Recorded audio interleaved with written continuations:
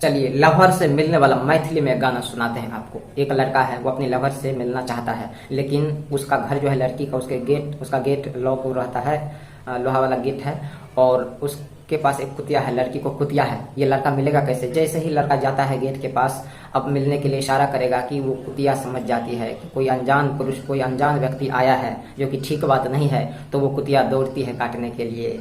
तो बड़ा ही रोमांटिक और बड़ा ही अद्भुत नज़ारा बनता है इसका। अगर आप इस गाना का वीडियो बनेंगे तो बहुत, हमारे ख्याल से, मेरे ख्याल से कि बहुत व्यूज आएगा, क्योंकि यह कॉमेडियन गाना बनने वाला है दोस्तों। चलिए मुखड़ा को सुनाते हैं।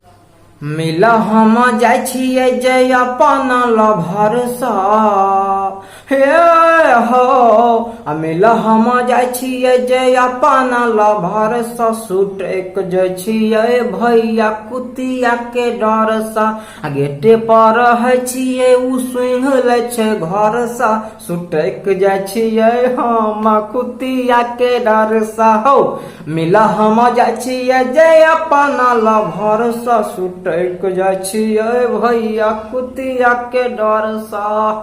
तो गाना कैसा लगा कमेंट जरूर कीजिए, लाइक कर दीजिए, शेयर कर दीजिए। ये गाना आपको चाहिए तो पेमेंट कर दीजिए, नीचे व्हाट्सएप नंबर दिया हुआ है, पेमेंट नंबर भी वही है, उसी नंबर पे गूगल पे, फोन पे सब चलता है।